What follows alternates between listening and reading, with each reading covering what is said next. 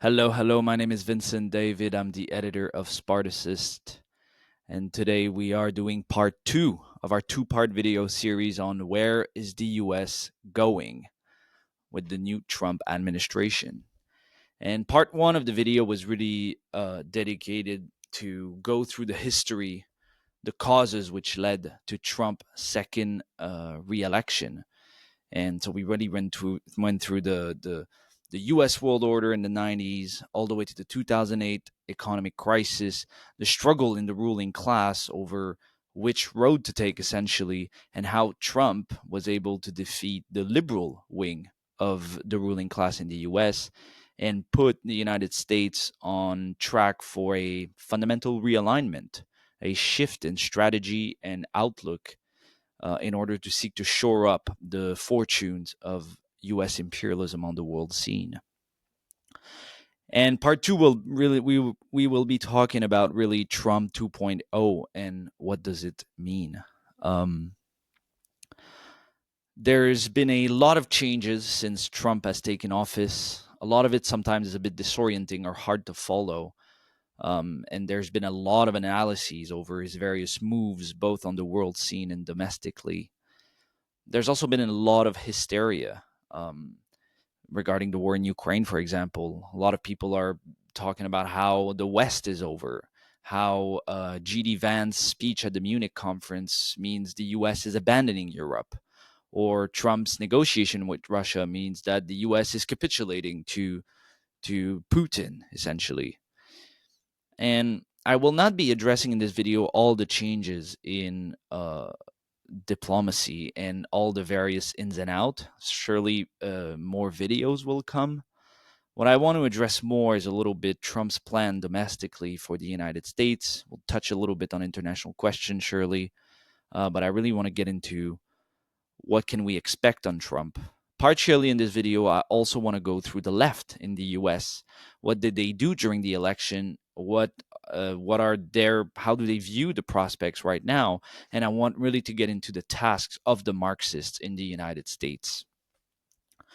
So we've ended when Trump was reelected, so let's get into it. Trump came to power promising really to fix the country's economic ills with protectionist policies, and he has plans and threatened to slap a bunch of new tariffs on different countries. The self-described Tariff Man views import taxes as a mighty weapon to restore domestic manufacturing and coerce other countries into doing U.S. imperialism's bidding. But in fact, what's important to understand with the tariff is that they are an expression of the declining U.S. empire. While throwing around the country's economic and political weight in the form of protectionist measures might, in certain instances, give short-term boost to its standing, in the end, this road, just like free trade, will only exacerbate the fundamental problems of the U.S. economy. Um, the issue with the tariffs is that the US is not some fledgling capitalist country that needs to develop industry from the ground up, but is the world predominant superpower. So if one branch of industry prospers from tariffs, another will take a major hit, in particular one based on more advanced technique and better suited to the conditions of the world market. So, for example, in Trump's first presidency, he imposed tariffs to protect the U.S. Electric vehicle industry from China's cheaper and honestly better EVs. And China responded in kind against U.S. agribusiness, causing its export really to drop massively. And the problem with the tariffs for an advanced capitalist power is the following is that imperialist sponsored trade barriers are a brake on the productive forces internationally, and they reinforce inevitably the parasitical character of the US economy.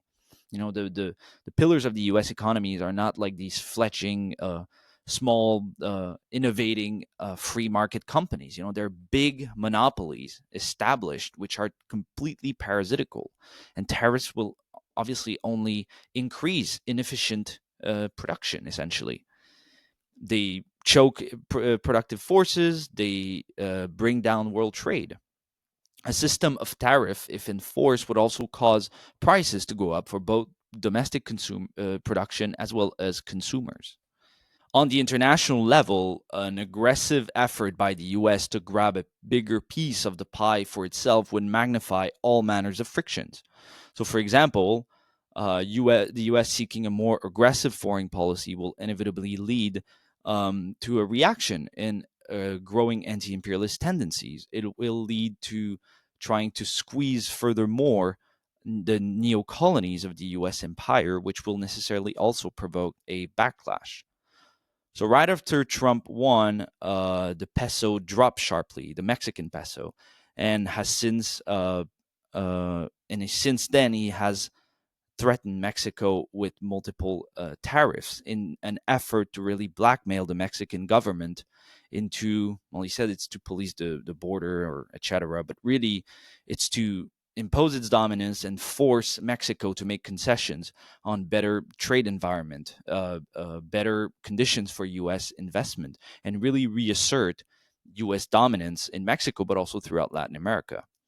And obviously, these tariffs more broadly raise the prospect of deepening the national oppression of Mexico and obviously the misery of the working class and toiling masses there.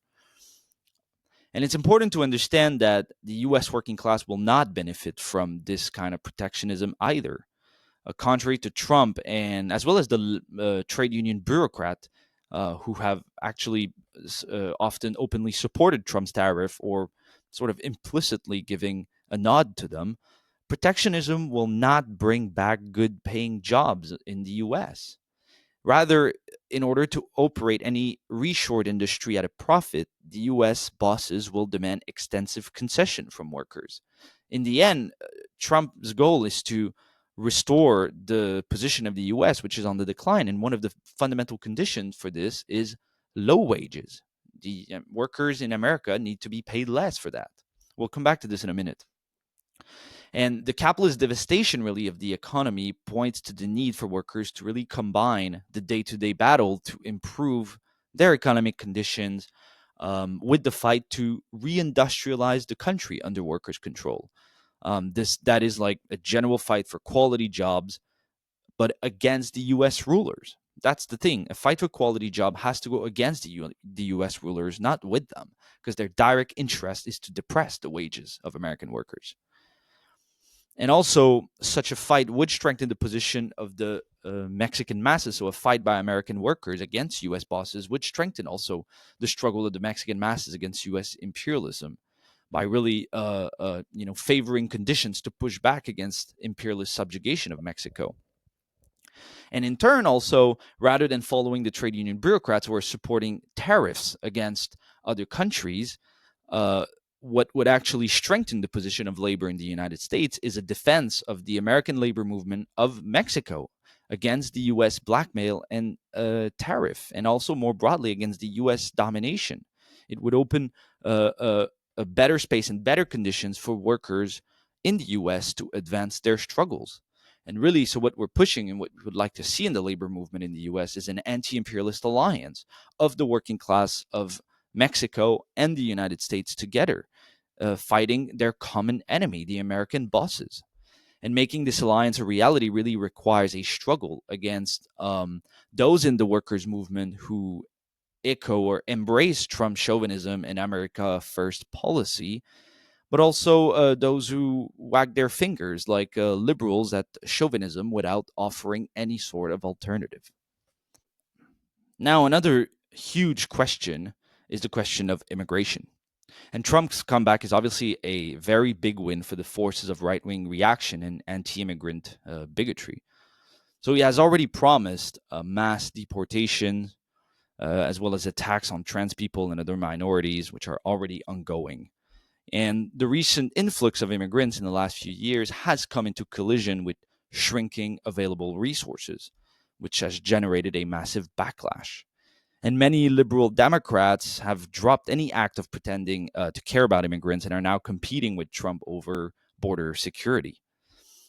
Other liberals are trying to advance the fight for immigrants by looking to the bosses in industries who rely heavily on undocumented immigrants, really to fill poverty wage backbreaking jobs. They look at these corporations to help in the fight against anti-immigrant laws.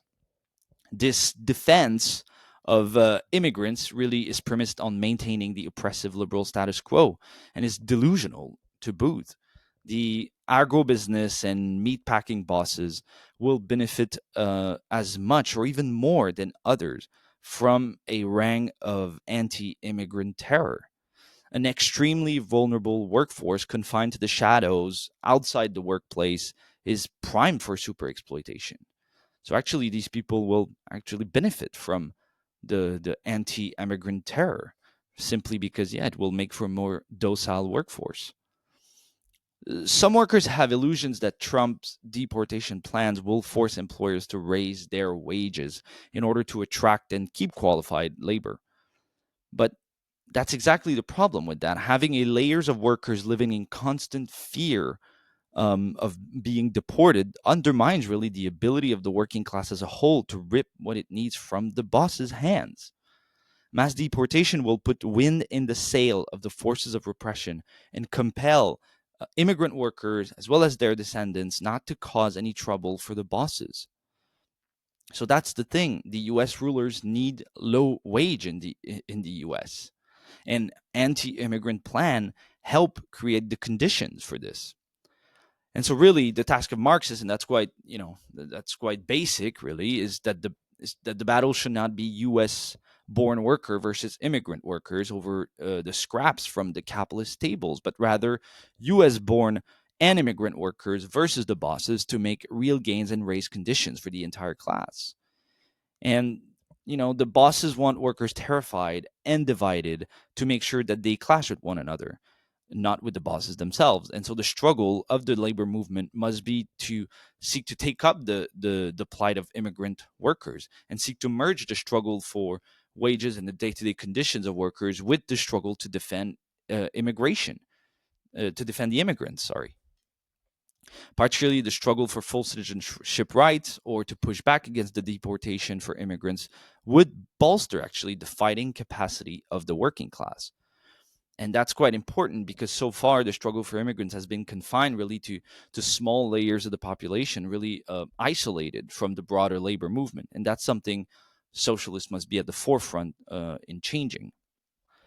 In recent major class battles, like the ILA Longshore and Boeing machinist strikes, some of the most militants were often Trump supporters.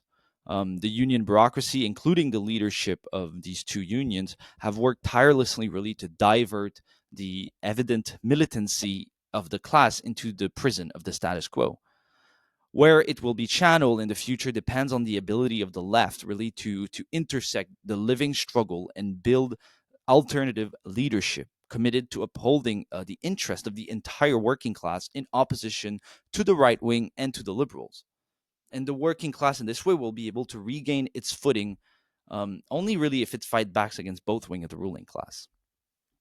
Um, there are two likely approaches that Trump will take towards the working class. He might either crush it outright or try to buy off its top layers. And at the moment, he's sort of posturing like a man of the people, but he has also surrounded himself with billionaires, obviously, like Elon Musk, who want to smash the unions. And so this balancing act at some point will come to an end. We're already seeing large scale layoffs of federal employees. And, as Trump tries to eliminate wasteful government spending with Doge. And the problem with this march towards government efficiency is that it will hit a wall because easily the most bloated and wasteful portion of the federal budget is what? It's defense spending. With these massive parasitical companies who really are getting lucrative contract by the government. And that's what comes with running an imperialist empire. That just goes with it. Um, Trump has also presented himself as anti-war and vowed to end the war in Ukraine upon taking office. And already we have seen he has opened negotiations with Russia. and seems ready to basically throw Ukraine under the bus, promised the end of NATO expansion towards the border of Russia, and give part of or the entirety of Ukraine to Russia. It remains to be seen if there is going to be a deal between the US and Russia. One thing is certain, however, is that if there is a deal, because it's a big if, Russia is in a very good position at the moment and has been winning the war, since a while ago. And what Trump is doing really is to bring back the U.S. position more in line with reality, because the position of supporting Ukraine until final victory, from the standpoint of the American imperialist, was obviously idiotic and has been so since a while ago. And so Trump is throwing Ukraine under the bus, and whatever the content of a deal between Russia and the US, it will surely be a reactionary arrangement for the entirety of Europe, and will certainly be no step forward in the struggle against US imperialism.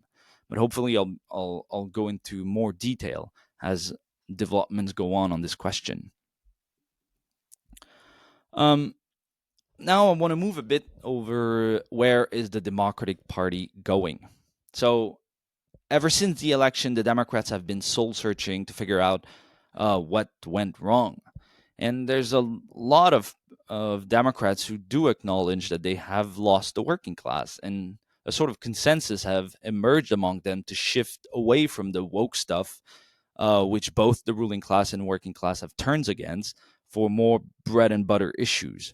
Although at the same time, there's powerful forces inside the Democratic Party who are sort of stupidly doubling down on the status quo. And so far, under Trump, the Democratic Party has been completely pathetic in offering any form of opposition to Trump.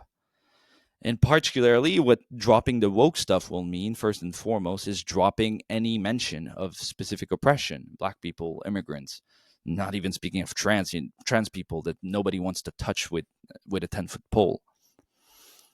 So the Democrats are trying to cleanse themselves of the liberalism that made them deplorable to the masses so they can vie for power again. And it will take some time to establish the path the Democrats go down again. And it remains a bit to be seen where that soul searching will lead. But what is quite obvious, and in my opinion, almost inevitable, is that there will be some sort of shakeup in the Democratic Party.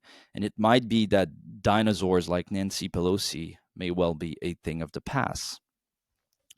The DSA and other social democrats want the Democratic Party to return to the road of FDR, of Roosevelt.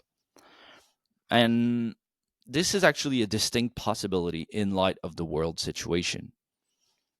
Sort of go down a more social democratic road, more pro-worker talk, more economic measures that, in appearance favor workers, that sort of thing, while at the same time dropping anything that has to do with, anti-racism and, women's right, et cetera, and sort of kind of social chauvinist, social democratic road that is highly possible because it fits with like the situation right now. When an imperialist power is falling behind under the economic pressure of its rival, like the US, the natural tendency is to turn to state intervention, really to fortify itself through direct means. Much of the left believe that this form of statism is like inherently progressive and, oh, yeah, great for the working class. But in fact, the purpose would be really to regiment the population and the economy in line with the interests of the imperialists in preparation for great power conflict and maybe even war with China. That's what FDR was at the beginning, during the Great Depression and in preparation for the Second World War. So, and you already see signs of this. The CHIP Act, which was initiated under Biden, was a step in this direction. State intervention to boost American high-tech company and military systems to revive also the semiconductor industry in the U.S. And Biden COVID's relief bill was a significantly more massive state-sponsored economic stimulus, and it was hailed by many on the left, including the DSA, obviously. But these payments were swallowed up many times by the inflation that the package triggered, all to save the bourgeoisie skin after its lockdown had ground the economy to a halt. Trotsky dealt with this form of statism, and he explained in A Revolution Betrayed, and I quote, statism, no matter where, in Mussolini's Italy, in Hitler's Germany, in Roosevelt's America, or in Leon Blum's France, means state intervention on the basis of private property, and with the goal of preserving it. Whatever be the programs of the government, statism inevitably leads to a transfer of the damages of the decaying system from strong shoulders to weak. End quote.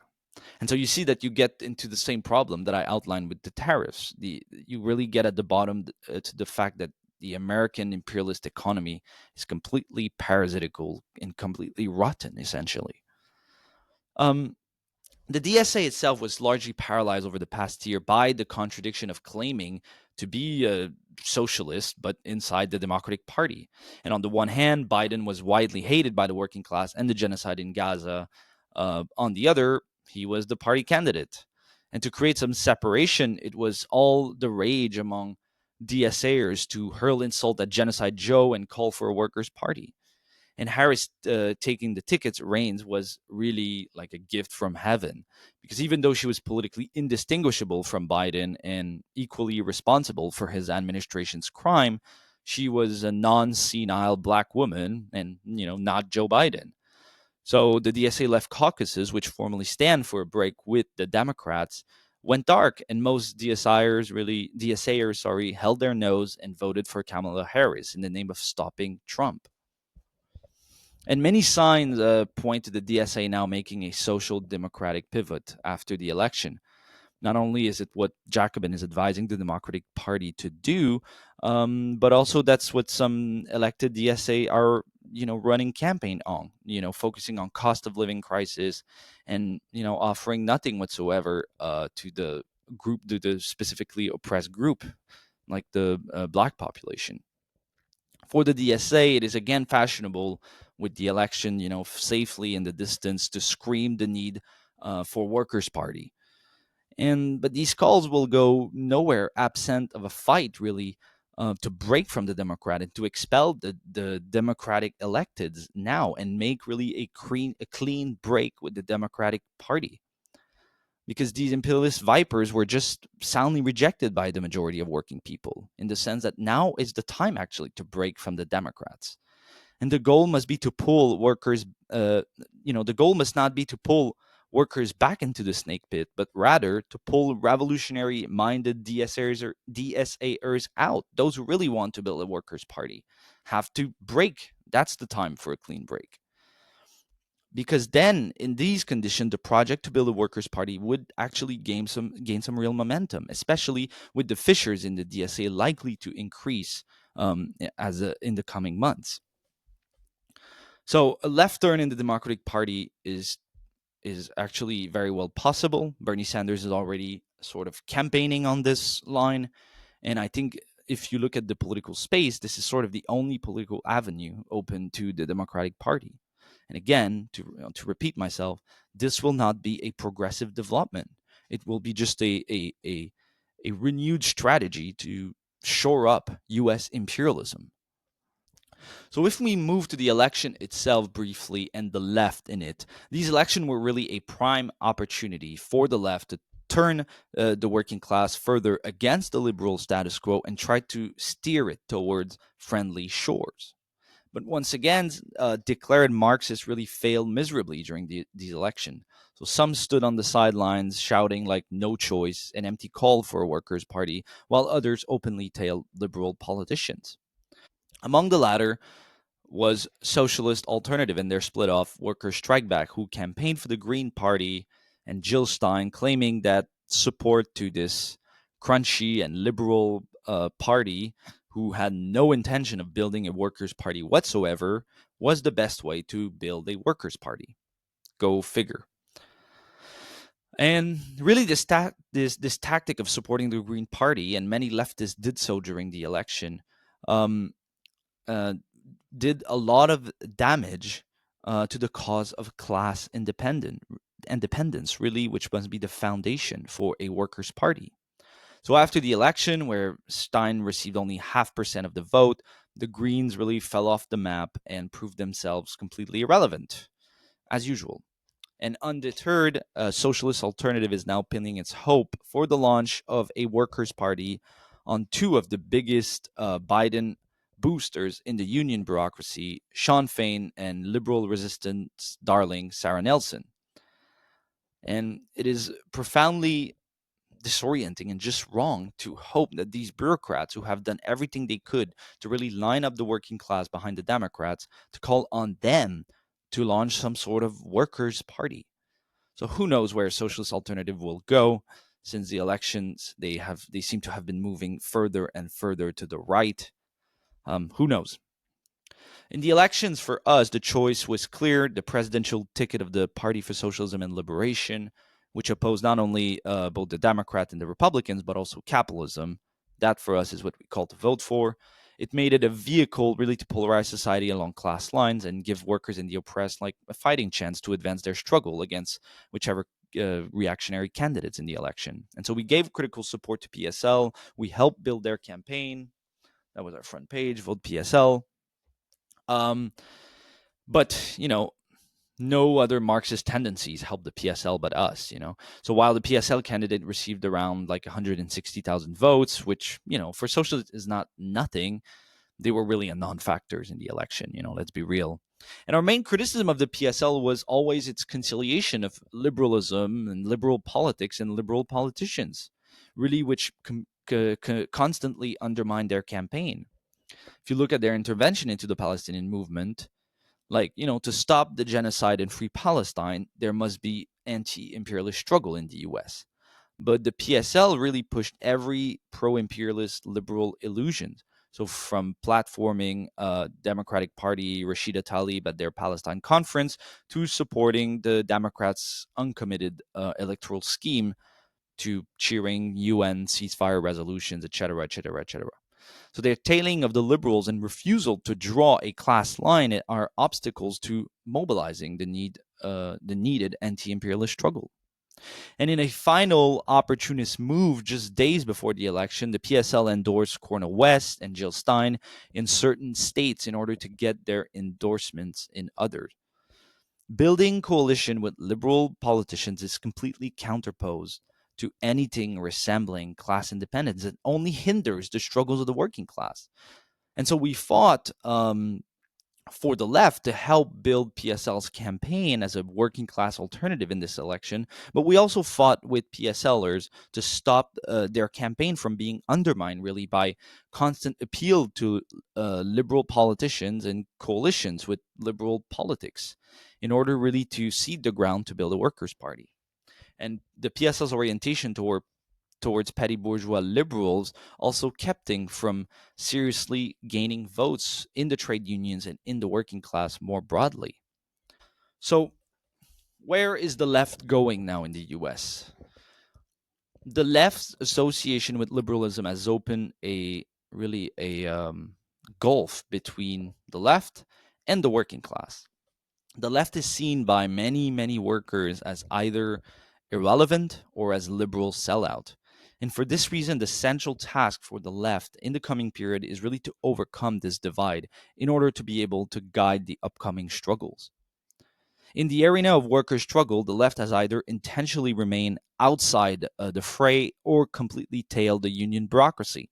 That's always the two trends you see in the US or elsewhere. You have the trend of leftists who are in the unions and completely capitulate to the union bureaucracy, or you have the trend of the left, which is completely outside working class struggle and is basically irrelevant. A picture in the US of that problem was worker strikeback's activity during the recent Boeing machinist strike in the Seattle area, which is really the home turf of workers strikeback and its leaders, Sawant. And one might assume that an organization called Workers Strike Back would give all it has to support the strike and also fight to put it onto a course for victory, because the strike was being sabotaged by AIM on-show John Holden, the trade union bureaucracy there. But one would be wrong. A couple of weeks into this crucial class battle, Workers Strike Back shipped themselves off to Dearborn, Michigan, to campaign for Jill Stein. And so they chose constantly this small time liberal politicians over an actual working class struggle, which was key, actually. It would be difficult, really, to capture like the left's bankruptcy and really utter irrelevance for the working class. And the reaction to the election has been met with a lot of confusion on the left, a lot of impressionism, a lot of running around not understanding what has just taken place. So while there are many on the left acknowledge that society has undergone a right-wing shift, but bizarrely, many denied that the working class has also been swept along in that direction as well. So indeed, it's true that many workers voted for Trump, and they did so often out of disgust at the establishment, economic immiseration against the forever wars, etc. And it's true also that large numbers of Trump voters supported pro abortion measures. So there are certainly contradictions, and one of the key tasks of socialists will be to seek to tap into this vast reservoir of anger and give it a working class expression against Trump. One of the tasks is really to split the Trump coalition along class lines. But many leftists use these contradictions to deny or downplay that Trump's victory is a reactionary backlash against liberalism. Because in fact, many working people who went for Trump out of legitimate anger believe also that protectionism, mass deportations, and sort of Trump's strongman approach will advance their interests. So it's grotesque and disorienting to deny this and to attribute to the working class a consciousness it doesn't have. It matters if the working class rejects liberalism on a progressive basis, that is, a working class socialist basis, or if it rejects liberalism, no, on Trump's terms. And also the left sort of denying that there's been this right-wing shift in society and in the working class is also a way to avoid confronting the course that the left has followed in the past period, and in order to continue the same thing. And indeed, the way forward proposed by most of the left is either to try to pump life back into the long dead anti Trump resistance or to join their own tiny organization and fight for revolution. And neither of these trends can possibly fulfill the task at hand of bridging the gulf between the left and the working class. That's very key. And in fact, everything the left is doing seems to just be to widen that gulf. So, left voice in the United States or socialist alternative are typical of those who put stock in trying to revive the anti-Trump resistance and the liberal movement of yesterday. Um, but the issue is that these movement, whether it is the women's movement, BLM, etc., they didn't do a damn thing for the working class or the oppressed that they claim to champion. Besides, really set up the terrain for the current backlash. And furthermore, with the defeat of the liberal order, the conditions that sparked the resistance in 2016 no longer exist. But the attempt at revival will accomplish one thing only: repelling workers who have decisively rejected liberalism. So, trying to move forward on the 2016's model stands in the way of organizing the type of working class defensive actions that are needed now.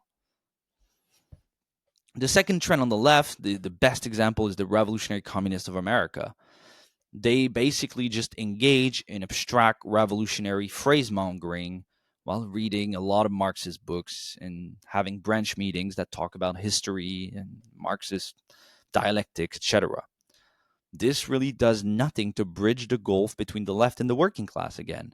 And it even makes the left look like even more out of touch than they already are, you know? And they really lack any sort of concrete plan of action for the working class right now. They have really no means of drawing workers and oppressed in struggles, really the raw material for building a workers' party. And the issue with the Revolutionary Communists of America, their line is basically that, well, workers will see what Trump will do. They will see that it will not, pan out, that it will not work out, that their living conditions are not going to improve, and then they'll turn to the left. A big left swing will be prepared. But that's quite bankrupt for multiple reasons. First of all, it's basically like a redo of the famous Talman phrase after Hitler, us, after Trump, us. That's basically their conception. Although Trump is not a fascist, obviously, it's different. It's still the same methodology. You can just sit there and wait for the left turn. It's completely objectivist. And really, rather than like here, if there's not a poll in the working class that can really offer a left and working class and socialist alternative, first, the pendulum could still swing further right. That's still a distinct possibility. And second, as I laid out, the Democratic Party might very well reorient a little bit on a leftist road. So there's no guarantee that workers will turn to communists unless the communists actually go to the working class and fight for what it needs, which is precisely what the revolutionary communists of America are not doing and are actually refusing to do. Another key question for the left in this period is to bridge the divide between the working class and the groups that are specifically oppressed. And doing so will require an approach really that does not further alienate the working class, but rather makes clear that the defense of immigrants, of trans people, of black people, of women is in their interest. And we need to show the working class that its hatred of liberalism is being used by the ruling class to crush the most oppressed layers, which will only further bring down the conditions of all workers. But this is possible only if the left breaks decisively with liberal politics.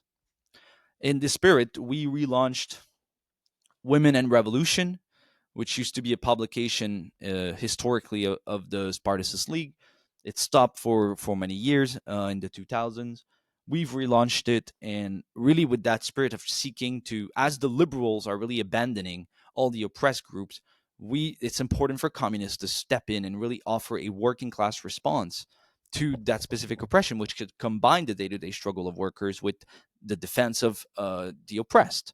And particularly, this issue has its main article is on the trans question, which obviously has been at the forefront of reaction and really seeks to untangle this question, both in debunking the claims of the right wing, but also in attacking also the liberal program around which the movement for trans liberation has been really organized for many many years, and really tries to build a scaffolding of a working class program and response um, for the workers' movement to defend trans people. So I'll put a link in the description. The issue is now on our website. Another thing that will be key in that spirit will be work in the black community. It will be crucial, really, to redressing the divide between the working class and the oppressed again. Racial polarization permeates U.S. society and the working class, obviously, and given the importance of segregation of black people to capitalist interest, the state of the black struggle is I think, a strong indicator of the way the wind is blowing. That's certainly true in the case of BLM, whose really was liberal politics, not only ground the struggle against racist police terror to a halt, but also helped fuel a right wing backlash against it. So the Democrats went from writing BLM on the street and outside the White House to the potential, first black woman president, to not saying a peep about the cops, except that, Kamala Harris would be tougher on crime and never wanted to defund the police. And in the same vein, all the BLM supported so-called progressive DAs, which were being elected, are now being thrown out of office. And so, all this to say that the black liberation struggle is really at a dead end. And in the climate of right wing backlash, black people will certainly be the first one on the receiving end of reaction. But the reaction on the left to this problem has been either to deny this reality or else capitulating to it and correspondingly abandoned any sort of perspective for the black liberation struggle. So if we look at Le Voice, for example, they're an example of the first trend. They convince themselves that BLM is not dead, that you can just resuscitate it, just like that, in a context where its liberal politics have been really rejected. And honestly, the rest of the left is no better. Like most leftist organization in America do nothing really to address the black question. They were all out when it was BLM, and now today, nothing really. And the fate of BLM is a warning to every other movement of what will happen if the left does not fight to take away the leadership of the liberals in these struggles. And today, all police brutality is more rampant than ever. With the liberals having washed their hands of the matter, it has fallen on the left to swim against the stream and reignite the movement, not on liberal grounds, but rather on the basis of the unity of interests of the working class and black people against the ruling class and its repressive state apparatus. And this is why one of the big activity of our American section is the campaign to open the police archives. Every one of our local in the U.S. is pushing it, and really the goal of this campaign, as the name says, is to work with families victims of police brutality to get the archives, know the truth of what happened, and to seek to involve the trade union movement in this movement, connect the necessity of working class action with the Black liberation struggle. And also, crucial in this campaign is really to expose the action of the liberals who claim that they're on the side of black people, but when push comes to shove, show themselves to be on the side of state secrecy. And so we encourage everyone in the US to join our campaign, open the police archive. I'll also put a link in the description. So, what next? The left is currently irrelevant and disoriented, and revolutionaries must break through the impasse and find ways to advance the interests of the working class. To build a revolutionary nucleus in this period, there are essentially three big tasks that we identify. And I've already touched on many of them. The first one is debate our tasks, including what it's going to take to build a workers' party. So most left groups are really entering this new era without a compass, clueless really about the seismic shift that just took place, and are repeating the same mistake which led us here. Or they comfort themselves in revolutionary phrase mongering, abdicating any immediate fighting perspective. So it's urgent to open broader discussion and debate between left groups on how did we got there and what are the tasks of socialists and the workers movement in this new era. Second, organize the creation of a nucleus inside the trade unions for the purpose of providing a class struggle road for the trade union movement against the pro-capitalist misleadership of the trade unions. The socialist left is really discredited as a political force, particularly in the working class, where many really see them as bleeding heart liberals or people who lawyer for the Democratic Party or for the union bureaucracy. And against this, real socialists must really turn to the working class, get in it, and fight for its most basic conditions using the politics and the methods of the class struggle. That's the thing. If you're a socialist, go to the working class. The precondition for this fight is complete opposition to all capitalist parties and all wings of the union bureaucracy. That's always the mistake. Most socialist group who do get into the working class always end up supporting the bureaucrat that talks a little more left, but really supports capitalism. And the socialists are only discrediting themselves in this way. And it's only if the socialists can get to the working class, push its struggle forward in counterposition to the existing leadership. Only in this way can socialists gain authority among the working class. And also in this way, undermine the appeal of right-wing populism and really rebuild the power of the trade union movement and lay the basis for a new class struggle leadership of the American labor movement. And the third task is build large united front action in defense of the oppressed group against the attacks of Trump. Black people, trans people, Latinos, immigrants, Muslim, women, all the oppressed, they are in the crosshair of this new administration. And the necessary defensive struggles cannot be left in the hands of impotent liberals whose moralist politics will further divide workers and the oppressed.